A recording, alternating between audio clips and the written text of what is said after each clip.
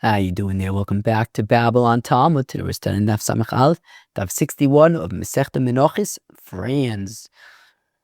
Friends, we got the power washers outside. Power washing. I don't know about power washing, but powering our streets. And we are inside learning Masechta Menachos. Friends, 2 days ago, we talked about oil and frankincense for Menachos. Yesterday, we talked about Hagosha, bringing a korban mincha to the Mizbeach. Today, we talk about Tenufah. Today is all about Tenufah, the waving of Menachos, of different korbanos. Well, let's learn about it. Also, friends, as of now, I still have my voice, which I'm very, very thankful to the Rebbeinu Shalom about. I saw somewhere recently that honey is a natural remedy for sore throats, and it works like just as well as a cough syrup and stuff. I saw a doctor say this, and so yesterday I went to town. I bought all the good honeys. I bought 2 honeys yesterday, one for eating straight, and one for tea. They're both very good honeys, but one is exceptionally delicious that it's a waste to put into anything else. You just got to eat it with a spoon. So that honey is the most delicious honey I've found. So I bought that one. I've just been eating that one to kind of hopefully, instead of cough drops or anything like that. And then I got another honey to put in some tea. So I've been trying to keep my throat all honeyed, but so far I still have a voice. So I'm hoping that things will continue that way. Friends, we're going to start on Daf Samach Aleph, Daf 61 of Masechta Menachos. At the Mishnah, we got a big Mishnah to work on today. Here we go. Elu tunis Tenufah ve'ein tunis agosha. The following korbanos require waving and do not require bringing forth to the Mizbeach.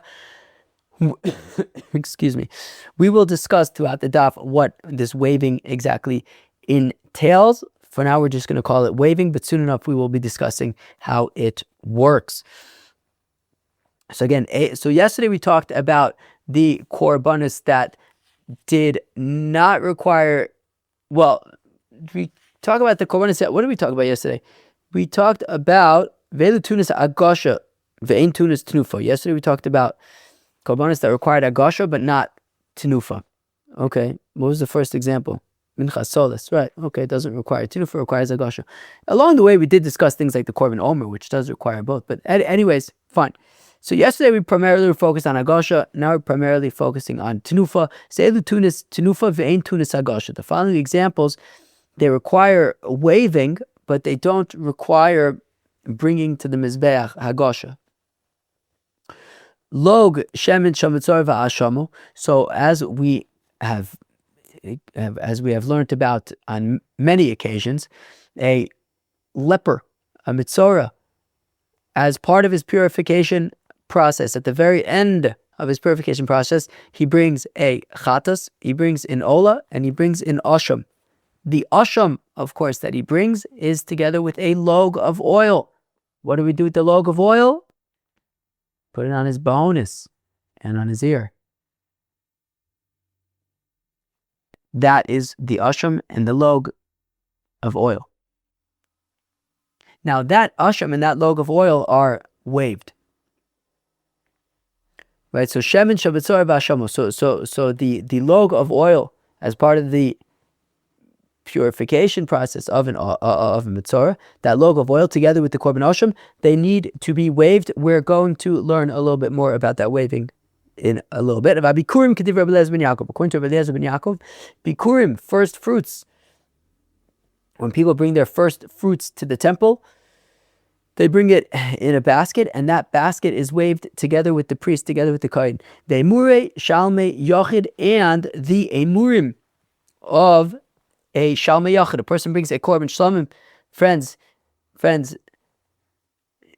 because we're learning menachos together, you won't be surprised. You see, the people that learn Babble on Talmud, what's going to happen is, I'll tell you what's going to happen.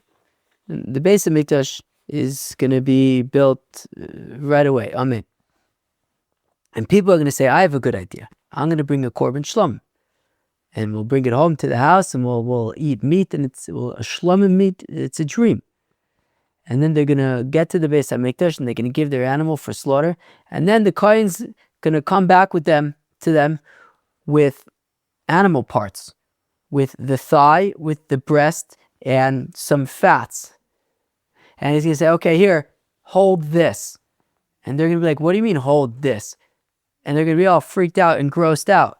They were not expecting, they didn't prep themselves. They were not expecting they were going to have to start waving around animal parts. But we are going to be ready. We're going to be like, all right, give me the animal parts. I'm ready. Because we learned the Mishnah on Daf Samach Aleph, Masechta Menachos, Ve'emurei Shalmei Yachid, the emurim of a individual korban shlamim, person brings a korban shlamim, the emurim, the fats, and I think maybe the kidneys and stuff, v'chaze v'shok, and the breast and the thigh, shaloin of the korban. Now this applies to men and women, whether it's a man bringing the korban shlamim or a woman bringing the korban shlamim. The Gemara is going to explain what that means.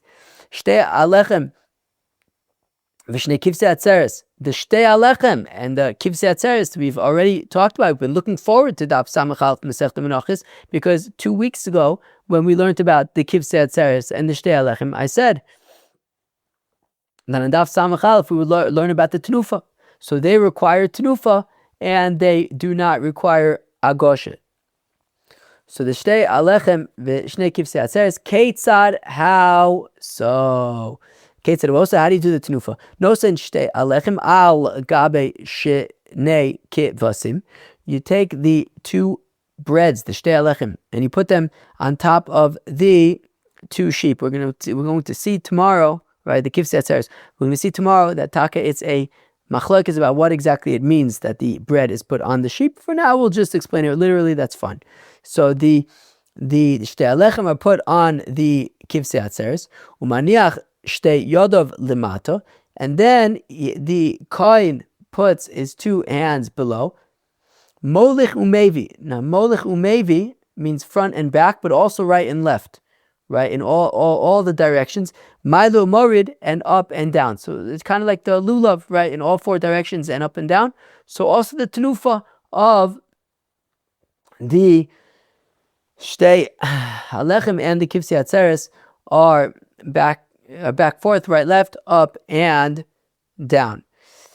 Now, interesting, there's a Tosfos on the Samach Beis Amud Aleph that questions if the back, forth, right, left is necessarily for all instances of Tenufah. Maybe it's specifically the Shtei Alechem and the Kivsei Atzeres and the Lulav as well. But anyways, okay, we're talking about the Shtei Alechem right now. Let's just assume for now that this is how Tenufah is done. Front, back, right, left, up, down.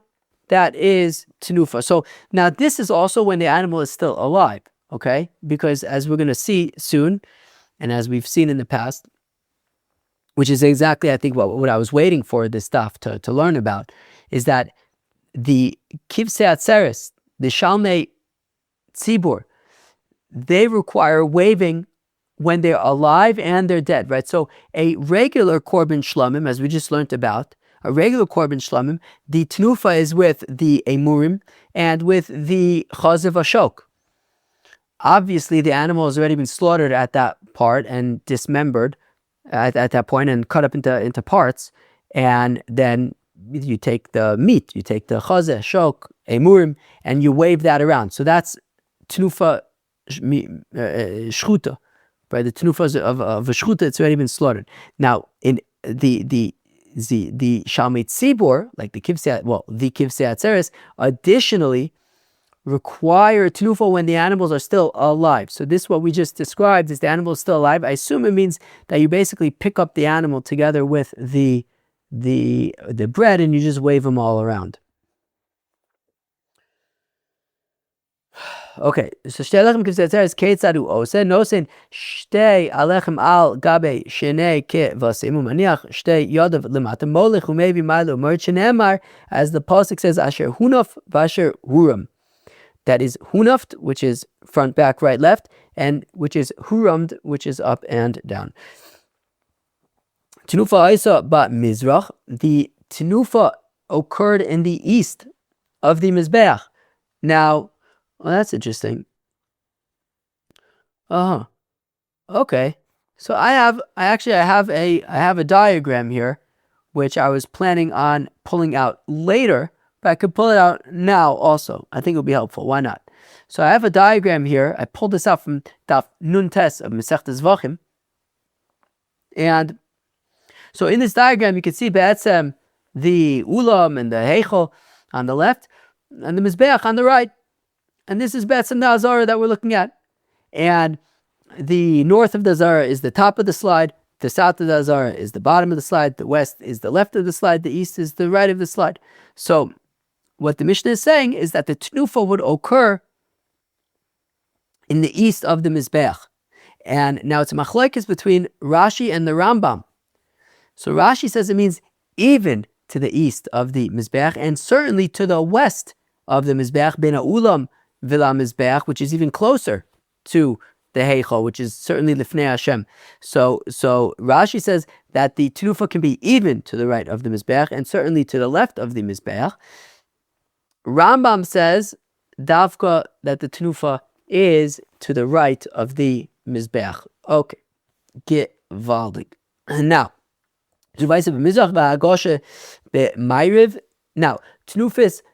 Okay, so Tenufah is about Mizrach v'Hagosha b'Ma'ariv, and the Hagosha. When we talk about Hagosha, certainly the Hagosha of the Mincha was to the southwestern part of the southwestern corner of the menorah. The truth is, we have this diagram over here. Let's pull it out. So so the south is the bottom of the slide, and the west is the left of the slide. So if we look at the Mizbeach, so the southwestern corner over there, that is where the Agasha of the Mincha would be brought to, and then the Kometz was taken and brought up to the Mizbeach. Now, back in the Mishnah.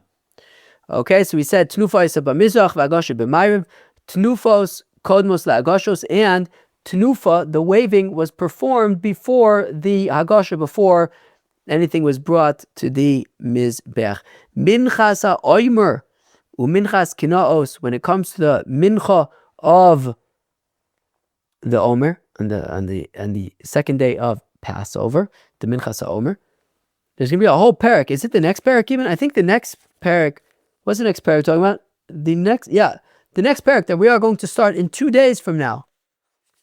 Either we'll start in 2 days from now or 3 days from now. I assume we'll start it in 2 days from now. It's all about the Minchas HaOmer, friends. All about the Minchas HaOmer. Who knows? Maybe we'll still be learning it on the first day of Passover. Let's see. It depends how long is Perek Rab Yishmael. I don't know if it's long enough. It's about 10 days. Nah, we'll have moved on from them, but we'll go into Pesach already for the Minchas HaOmer, right? Of course, we have every intention. We have every intention of offering the Minchas HaOmer this year, and we will be ready. What is chus to be able to learn Masechta Menachos right in time? Just before Mashiach comes, we're learning Masechta Menachos. We're learning Kachim. We're learning all about Kachim, the Beis HaMikdash. We are ready. Rebbeinu Shalom, you hear that? We at Babble and Talmud, we're ready for Mashiach. We're ready for the Beis HaMikdash. Well, okay, fine. We still have to finish learning Menachos maybe and Chul. Okay, but we're ready. We're ready. Come on. We know all about Zvachim, Shchutei Chotz. We learned. We put in the time. We're ready. We're ready. Let's go weiter. Now, so Tenufos Kodmus LaAgashos. Okay. So where are we? Minchas HaOmer, when it comes to the Minchas HaOmer, Minchas Kinaos, and the Mincha of a Sota, Tu'unos Hagasha, requires Hagasha, like we learned out yesterday from a Vesa and Hikriv or something, Hikriva. Tenufah, and also as the Psukim say that they require Tenufah. Okay, so the Minchas Kinos, the Minchas Sota, and the Minchas Omer require Hagosha and Tenufah. Lechem Aponim, Uminchas Nisochim, the showbreads and Menachos that are brought together with Korbanis. Ein Tunos Lo Hagosha Lo Tenufah, they are not Hagoshad, they are not brought to the Mizbeach, nor are they Tenufad, nor are they waved around. Now, Reb Shimon Omer says, Reb Shimon, Gimel minim tunin, Gimel mitzvahs, Shtayim b'chol achas ve'achas, b'shlishis ein bohen. Friends, so I was thinking about making a slide for this. I thought in the end, it wasn't necessary to have a slide. I thought that, it definitely requires talking out, but I felt that maybe talking it out would be enough. I didn't think that we necessarily needed a slide for this. So let's talk this out. So I'm imagining. You see, it requires some imagining, which is why I thought to make a slide. But I think that imagining could be enough. Now, I'm imagining like when I was like a little kid. You see, when I was a kid, maybe like first grade kind of thing. So maybe like 30 years ago. So I think we would probably get some kind of assignment where you had to like draw a line connecting the like item on the right to one or more items on the left, kind of a thing. Like, oh, here's this thing. Here's this one item. Which items on the left kind of match, are like connected to that thing or whatever. I don't know. Okay. Yeah. How does that sound? Does that sound like a thing that you're familiar with? It seems kind of timeless. I imagine that even like the kids nowadays, I don't know how they're being, how kids these days are being educated, but I imagine maybe it's on like a tablet or something. They must still have these kind of things like connecting dots and lists and stuff. So I'm imagining this kind of a thing. You have a list on the right with 3 items on it, and a list on the left with 3 items on it. The 3 items on the list on the right are 3 types of korbanos. One of those korbanos is the asham of the mitzora. Or maybe let's even start with the list on the left. How does that sound? Should we start with the list on the left? The list on the left has 3 items. Item number 1, smicha, leaning on an animal. Some korbanos require smicha, leaning on the animal before slaughtering it. So that's item number 1 on the left list. Item number 2 on the left list is waving. Now, as we know, there are 2 types of waving. There is waving when the animal is still alive, which is item 2 on the list. And item 3 is waving when the animal has already been slaughtered. So those are the 3 items on the left list. Smicha, Tenufah Mechaim, and Tenufah Shchuta. Leaning, waving when the animal is alive, and waving when the animal has already been slaughtered. Now the 3 items on the right are 3 types of korbanos. The asham mitzora, together with the log of oil. The shalmei tzibor, the kivsei atzeres. And finally, a regular korban shlamim, a shalmei yachid, a regular korban shlamim. Now, so we have the item on, we have the list on the left with 3 kind of activities, and you have the list on the right with 3 types of korbanos. And we need to match each korban on the right list with the activities that are performed with them from the left list. Now, here's the thing. Not difficult, but here's the rule, the guideline. The guideline is that each korban has 2 activities associated with it. So there are 3 activities on the left list. For each korban, 2 of those activities are going to be relevant. Let's start with korban number 1, the asham of the mitzora. The asham of the mitzora requires smicha, you lean on the asham of the mitzora, and it requires tenufah mechaim, that it is waved when the animal is still alive. It does not require tenufah after shchita. Okay. Korban number 2, Shalmei Tzibur.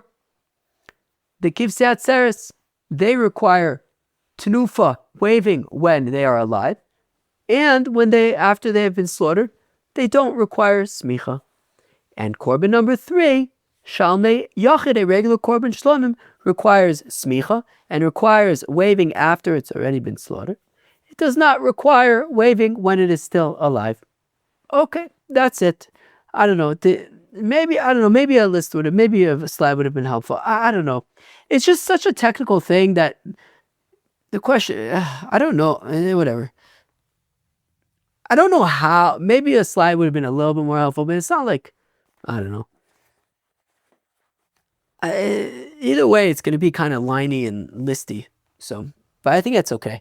Now we're going to read it inside and we'll go weiter. This isn't, the thing is, it's not like it's not like a super duper like core important thing, but we just have to understand this part of the Mishnah.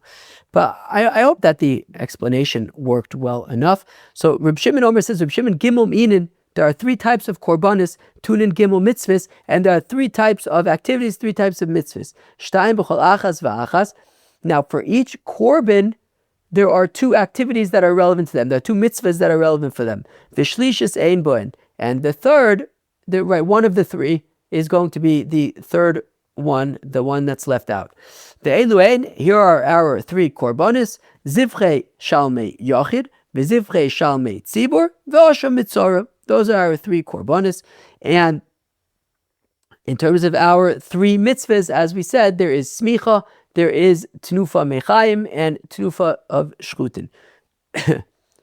Now, Zivchei Shalmei Yachid, so a regular korban shlomim, Tunin Smicha, requires Smicha, Smicha Chaim, Smicha while it's alive, leaning on the animal, V'Tenufah Shchutin, and Tenufah once the animal has already been, waving once the animal has been slaughtered. Ve'ein boen Tenufah Chaim. There is no waving when the animal is still alive. Zivchei Shalmei Tzibur, Tunim Tenufah Chaim, V'Shchutin. Right, the Kivsei Atzeres, Zivchei Shalmei Tzibur, require 2 types of Tenufah, one when the animal is alive, one when the animal has already been slaughtered. Ve'ein boem Smicha, and there is no Smicha.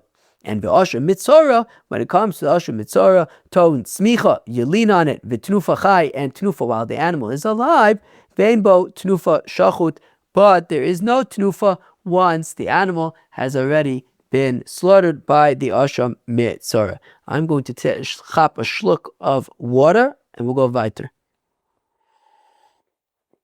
I'm still totally nervous about losing my voice. I gotta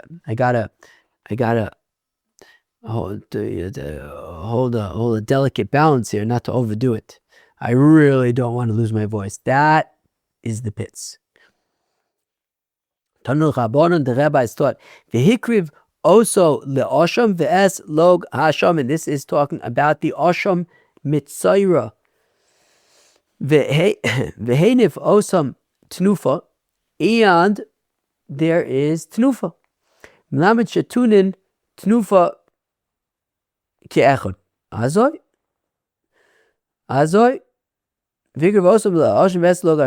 Okay, right. So we said, so you have the animal, you have the osham, the keves for the osham of Mitzorah, veslog hashemin, and the oil. And if osam and tzazamin, they are waved Tenufah melamed shetunin Tenufah ke'echad. You wave the animal and the oil tzazamin. Uminayin she'im heinif ze ba'atzmo v'ze ba'atzmo yotza. And how do we know that if the animal and the oil were to have been waved separately, it is still kosher, yotze? Talmud lomar de'ekriv oso le'asham ve'eslog ashamen ve'heinif. That says Rashi, even if you do anafa just for the log shemen alone, right? Those words ve'eslog ashamen were left out, but they're critical words, at least according to Rashi. Ve'heinif, right? That the hanafa is even just for the oil alone, not together with the animal. That's also okay, even if you waved them individually. Yachol yonif v'yachzer v'yonif. Maybe you should do Tenufah maybe you should do Tenufah with both of them tzazamen, do Tenufah with the animal and the oil together, and then afterwards for good measure, I think that's a thing, for good measure, then also do Tenufah individually, and you'll cover all your corners. Talmud Lomar Tenufah v'lo Tenufos. Well, it says Tenufah, singular, not Tenufos, not multiple. Lifnei Hashem, before the Rabbeinu Shalom, Bamizrach, in the east. V'amar Lifnei Hashem b'mayriv. Skip the word Yachol. But 1 second, I thought Lifnei Hashem is in the west, right? You want to get as west as you can to the Heichel. So let me actually. I'm going to pull out the slide again. My Azara slide, right? So if you're in the Azara, outside of the Heichel, right? The Heichel is over there on the left, and you have the rest of the Azara to the right. So you're going to want to get as west as you can to the Heichel in order to be Lifnei Hashem, as close as possible to the Rebbeinu Shalom. So we had said, right, Lifnei Hashem b'mizrach is to the east, even to the east according to Rashi. V'amad Lifnei Hashem b'mayir, but I thought we said that Lifnei Hashem is in the west. Amrei, they say, anemile mincha dikrei chatos. By a mincha, Lifnei Hashem is to the west, because a mincha says kachatos ka'osham by a mincha. So a mincha is compared to a chatos. Ve'chatos tu liyesod. And we know that chatos, there's a requirement specifically by the shiarei adam, by a korban chatos, that the shiarei adam are poured on the yesod of the mizbeach. And therefore, there is a requirement for the menachos, which are compared to the chatas, to also be brought to a part of the mizbeach that has yesod. V'keren dromis mizrachis, and the southeastern corner of the mizbeach does not have a yesod. Lo yesod aval achal, and therefore it had to be southwest. Aval achal lifnei Hashem kuinaway, but here the west would still be called lifnei Hashem. And by menachos it says, right, el pnei mizbeach badorim, right? It says pnei mizbeach by the mincha, so it has to be on the south. But it also it's compared to a chatos, which requires yesod, so it can't be the southeast. It has to be the southwest. Friends, let us look at the slide again. This is really why I have the slide here. It was really for this slide. I was debating if it was for this part of the Gemara. I was debating if I should even include the slide. I was like, it's like a small part of the Gemara. We kind of know about the Mizbeach already. But I say, you know what? I think it's good. But the slide, it's good to include it. But the slide has really come in handy on today's daf, which is great. So what was I saying? So if we look at our diagram over here, if we look at the Mizbeach that we have there. So the Mizbeach, there's the little ramp there going up to it. Now, there's like three colors. There's the Mizbeach, there's the big blue square. Surrounding that is a gold square, which is like the Sovev. Sovev, that's what it's called, right? The Sovev, yeah. And then there's that green, dark green, not quite a square because it doesn't quite surround it, all the way on the outside. That is the yesod of the mizbeach. So now the yesod, as you can see in this diagram, the yesod is only slightly on the south side of the mizbeach. Oh, I'm losing my voice here. 1 second. I got to be really careful. I need to talk softly. I really don't want to lose my voice. So the yesod is only slightly on the south side of the mizbeach and only slightly on the east side of the mizbeach. It is entirely on the north side of the mizbeach. It is entirely on the west side of the mizbeach. Now, when it comes to menachos, now menachos, it says by menachos al pnei, right? Pnei hamizbeach, right? What does it say? It says el pnei hamizbeach, the face of the mizbeach. So the face of the mizbeach is how you're going to go up to the mizbeach, which is using the ramp, which is on the south side of the mizbeach. So therefore, it's going to have to, the mincha is going to be brought to the south side of the mizbeach. At the same time, it also says, it's also compared, to a chatas, kachatas ka'osham. And chatas requires yisod of the mizbeach. So we need to satisfy both requirements, the south of the mizbeach as well as the yisod. So the only section of the south of the Mizbeach that has Yesod is the southwestern part of the Mizbeach. Therefore, the Mincha is brought to the southwestern part of the Mizbeach. Now, there's something flying around down here. What is that? I don't think it's a mosquito. That's okay. And it's not a flea either, because fleas don't fly. Fleas are a big problem. Anyways, no, we don't have a flea infestation, but they come in like the summer. They come and go, those fleas. The fleas are the worst. I still have, let me confirm, I still have like big time scars from like Sukkot time. Fleas are bad news. I think it might be related to the cats that hang out all outside. Maybe their fleas get in the house.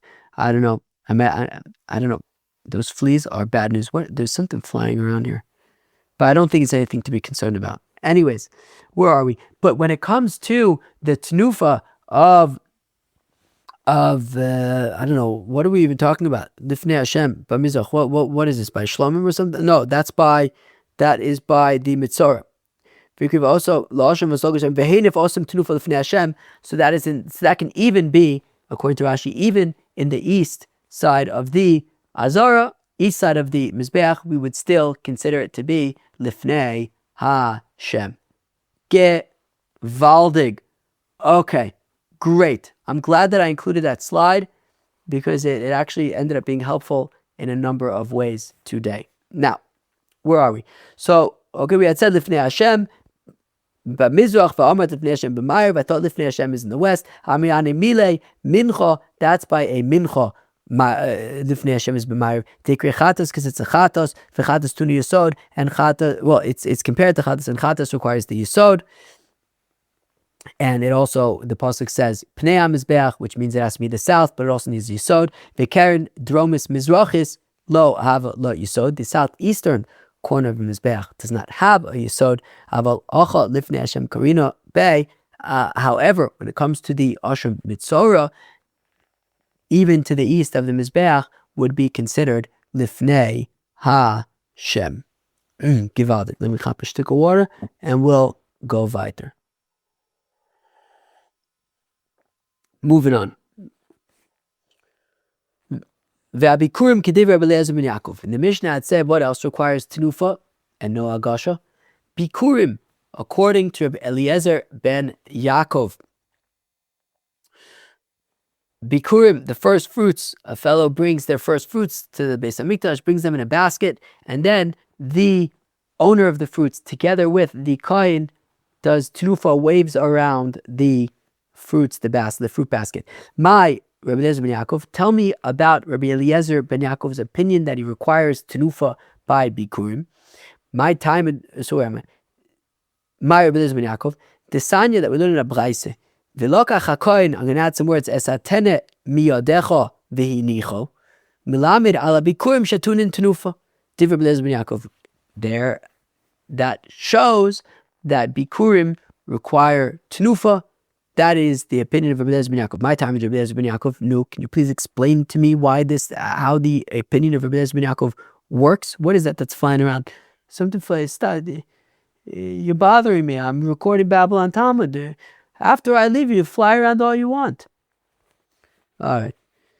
So my time is Rabbi Eliezer ben Yaakov.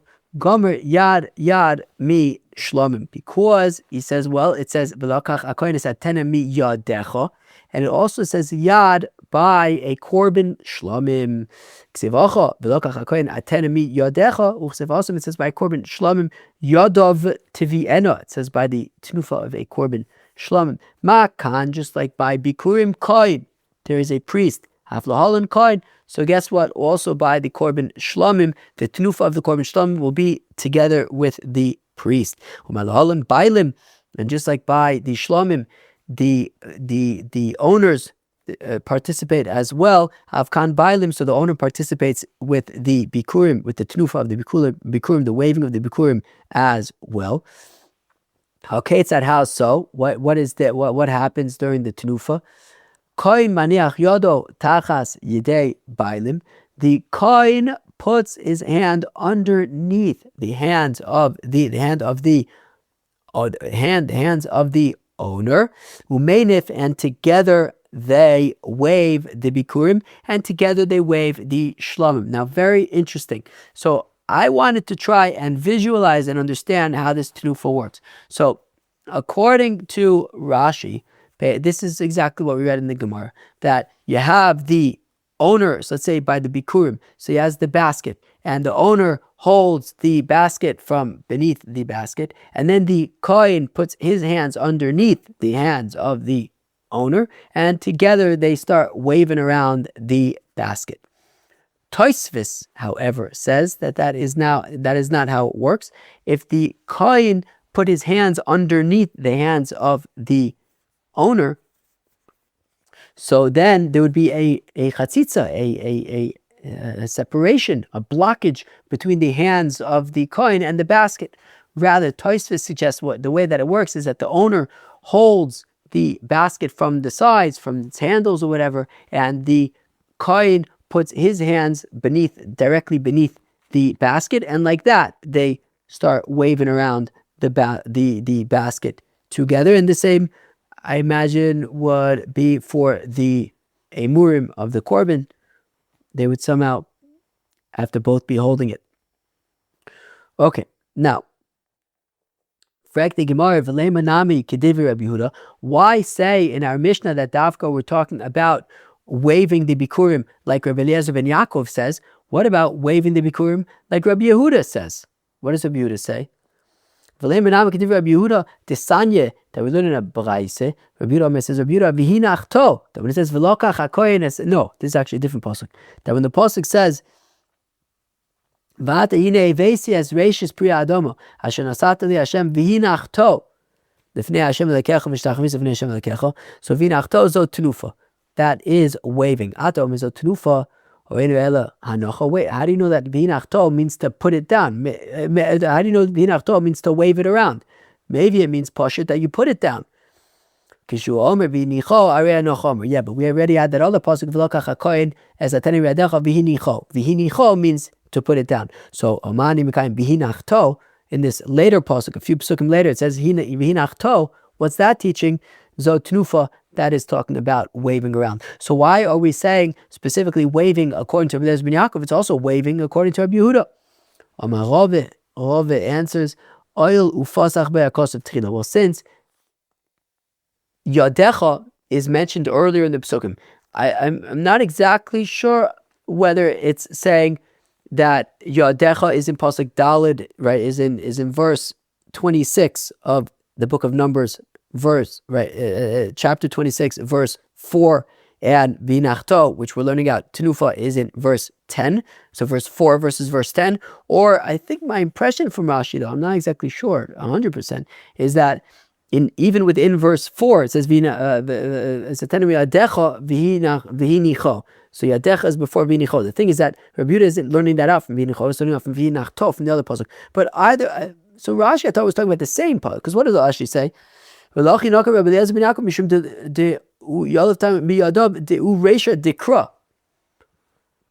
Dikra. I don't know, does it mean earlier in that pasuk or the earlier pasuk? I don't know. Either way though, Yadecha is before both Hinachtos. So therefore, says Rava, because Yadecha comes first, i.e. the verse that Rabbi Eliezer ben Yaakov learns from is first. So therefore, the word is first. So therefore, we say waving like Rabbi Eliezer ben Yaakov, rather waving like Rabbi Yehuda. Because we know Rabbi Eliezer ben Yaakov was, what does Rashi say? Shu chacham biyoser. He was exceedingly chacham. He was exceedingly sagely. And as we know, Rashi also points out, Mishnah Rabbi Eliezer ben Yaakov kav v'noki. As we've seen in the past, that the teachings of Rabbi Eliezer ben Yaakov are clean. They are, I think pshat is that we generally paskin like Rabbi Eliezer ben Yaakov, which is funny because whenever I see Rabbi Eliezer ben Yaakov, I always kind of take a look to see, do we in fact paskin like Rabbi Eliezer ben Yaakov? I feel like, when we say that the halacha is like Rabbi Yossi mechaberu, I think that that's a pretty consistent one. Rabbi Eliezer ben Yaakov, I feel like it could be a little hit or miss, but either way, Rabbi Eliezer ben Yaakov does have that reputation of Mishnah Rabbi Eliezer Kav Reb Eliezer ben Yaakov Kab Vinoki, and that he was Chacham Bioser, and therefore says Rav Nachman bar Yitzchak, that is why we say waving like Reb Eliezer ben Yaakov rather than Reb Yehuda.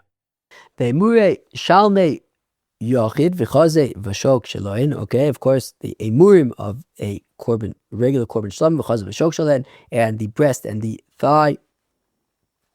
Ha'anoshim echad, men, women, b'Yisrael avalo b'achirim, Yisrael but not others. What does this mean? My comment. What's going on? Amar Reb Yehuda says Reb Yehuda, Achi comment this pshat. Echad anoshim v'echad anoshim korban ta'un tenufah. Whether it is a man bringing a korban shlamim, whether it is a woman bringing a korban shlamim, tenufah is required. However, u'tenufah atzma b'Yisrael avalo b'dei nashim. However, the tenufah itself will be performed only when the shlamim is being brought by a man. So then the man will participate in the tenufah with the kohen. However, when it comes to a korban shlamim that is being brought by a woman, yes, the korban shlamim requires tenufah, but she will not participate in the tenufah with the kohen because it's a little bit not so sanua that the kohen, and right, especially like Rashi says that he puts his hand underneath the hand of the woman, and Tarsus also talks about it. But anyways, them participating so closely in this tenufah, is a little bit close, and therefore Rashi says that she would make the kohen her shaliach to do the tenufah for her. Okay, so that's what it means. So the korban shlamim of a man as well as the korban shlamim of a woman require tenufah, but whereas a man would participate with the kohen in the tenufah, a woman the kohen would do the tenufah on behalf of the woman. Tana Rabbanan, the rabbis taught, Bnei Yisrael manifin ve'ein of the chom manifin, Bnei Yisrael manifin ve'ein hanoshim manifos.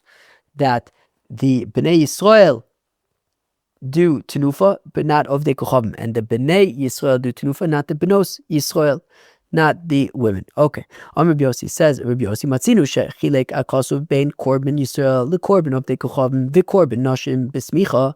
So says Rabbi Yossi, look, when it comes to smicha, leaning on the animal, so only men lean on their korbanos. Of the kochavim that bring korbanos don't do smicha, nor do women. Women do not do smicha on their animal either.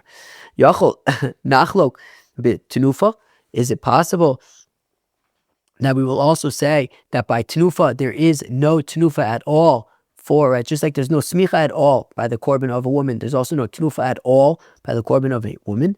No, don't say that. Ma li chilek be smicha sha smicha be bailim. Look, smicha has to be done by the owner, and if women don't do smicha, nobody else is going to do it for her. So there's simply no smicha by the korban of a woman. Nachlok be tenufah sha tenufah be kehanim. Look, when it comes to tenufah is not just done by the owner; it's also done by the priest, done by the kohen.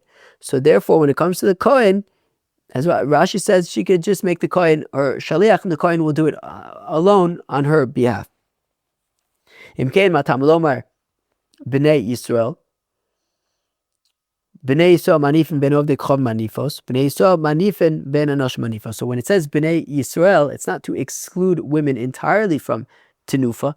It's just saying that while their korbanos require tenufah, it will be the bnei Yisrael, it will be the kohanim, it will be the men that will do the tenufah on her behalf. Tana idach, we have another brayso. Bnei Yisrael, Eli Elo, Bnei Yisrael, Gerim va'avodim shuchor minayin. How do we know that there is also tenufah for the korbanos of Gerim, proselytes, avodim, freed slaves? Right, of course, an Eved Kanaani, when he goes free, he becomes a card-carrying Yid. Minayin, how do we know that they also do tenufah? Talmud Lomar, the Pasuk says, Amakriv.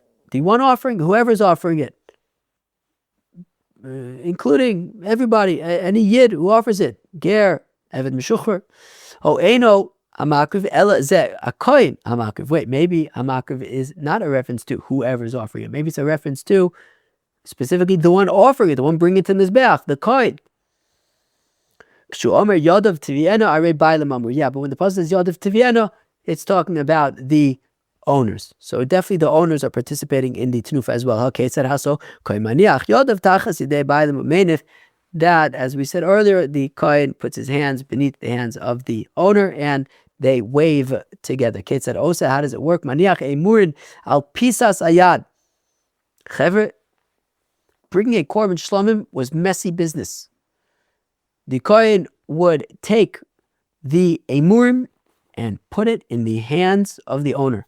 And on top of that, because of a shok, alen, and on top of that, the breast and the thigh. And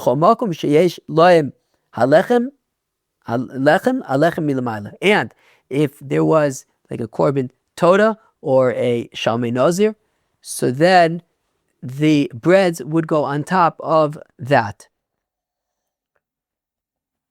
Heicha, how do we know that the bread would go on top? Because by the miluim, which we're going to be learning about in the parsha in a few weeks, it says misala matzis, etc. Vayosem ala chalovim val shokayamin. Right, so it says in the pasuk by the miluim, when they were prepping the mishkan for service. So there was a korban shlomim there by the miluim that there would be breads, and the breads would go on top of the waving stuff. My timer, how come we say that the emurim are on the bottom, and the breast and the thigh on top of them? If you're going to tell me, because the pasuk says shoka tuma v'chazeh Tenufah al ishe achalovim, that the thigh and the breast were on top of the emurim, on top of the fats. Yaviu lahanif Tenufah, they bring to wave it. But another pasuk says es achelev al hechaza yavienu, that the chelev is above, is on top of the breast. So is the chelev on the bottom of the stack, or is the chelev on the top of the stack? Amrabai says, well, here is the thing. So after the animal was slaughtered, the Kohen would go and they take it to the Beis HaMitbechaim, which was also in the Azara. Actually, I don't know. Okay, maybe, I don't know. Whatever. The Beis HaMitbechaim was also in the Azara, and they would butcher it, and they would cut it up into parts. And then the Kohen would come with the animal parts, the breast, the thigh, the fats, and when he was bringing it from the butchery, the emurim, the fats, would be on the top of the stack. When he then puts it in the hand of the person, of the person who's going to wave it around, the person together with another kohen, then what was on top of the stack when being brought over would then be on the bottom of the stack when being waved around. I don't know if that's, I imagine maybe it's because you then take maybe one thing at a time, take from the, first you take whatever's at the top of the stack, you take off first and put in the hand of the waver. And then the next thing, or maybe you just kind of flip over the stack all at once into the hands, whatever it is.